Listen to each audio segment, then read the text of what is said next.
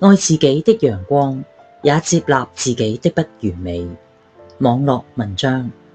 有好多人曾經以為成長就係不斷修正自己，將嗰啲唔好嘅地方收埋，將情緒收入去最深嘅夜裏，只係令別人睇到最穩最好嘅嗰一面。但係其實真正嘅強大唔係永遠都表現得冇事，而係願意坦然咁面對自己最真實嘅樣子，並且相信就算唔夠完美，我都值得被愛，亦依然可以變得更加好。一、完整比完美更重要。有人話，與其當一個完美的人，不如成為一個完整的人。我哋經常拼命咁想做到最好，但係又忘記咗人生本來就係有光明同埋陰影嘅。能夠接納自己嘅不足，唔係放棄，而係對自己最深嘅溫柔。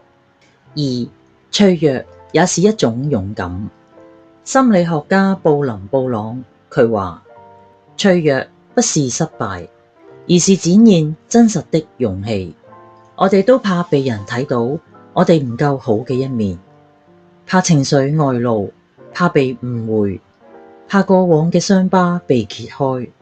但係正係呢啲嘅經歷，令我哋更加懂得自己，亦更有力量。承認自己嘅唔完美，反而令我哋靠近真正嘅強大。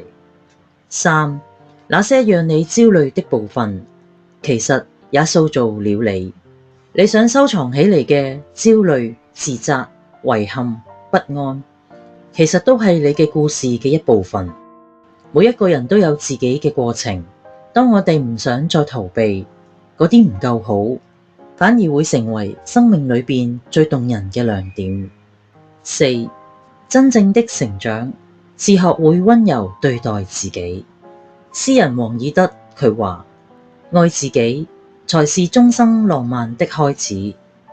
愛自己唔係只係愛點樣能幹、有自信嘅自己，而係能夠擁抱嗰個犯錯會累會迷茫嘅自己。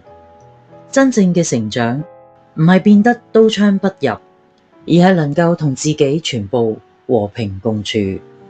人生唔係非黑即白，而係亮同黑暗交錯嘅風景。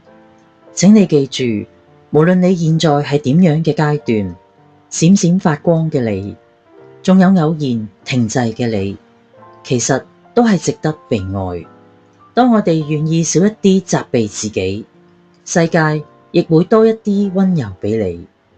最近睇到一番說話，心被暖到。同樣的風浪，有人被推着向前，有人卻被困在原地。生活唔會永遠都風平浪靜，邊個都會有難關、委屈、沮喪嘅時候，但係差別就係在於，有人選擇躺平放棄，有人就會用一碗熱湯、一場好覺、一首喜歡嘅歌嚟到撫平情緒，慢慢咁復原。唔係邊個天生都係樂觀嘅，而係有人選擇用力咁生活。同樣係跌倒，有人拍拍屁股笑住話仲好啦，我冇破傷，亦有人會埋怨點解我會咁倒霉㗎。坑泥邊個都會遇到，關鍵係你想種點樣嘅荷花，定還是坐喺度等人救呢？我哋冇辦法控制所有嘅事，但係可以決定點樣去回應。好好咁食飯，認真咁睡覺，唔係一件小事咩？有時候一杯熱茶，一張乾淨嘅棉被，就能夠令你喘口氣，撐過去。快樂其實係藏喺你嘅袋口裏邊，你要靠自己伸手去捉住，唔好去急住解決所有嘅問題。有時候慢一啲，讓自己先靜落嚟，答案自然會慢慢咁浮現水面。冇永遠嘅風暴，只有唔放晴天嘅心。當你願意將嘆氣變成深呼吸，將焦慮換成期待，生活亦會俾你不一樣嘅光。加油啊！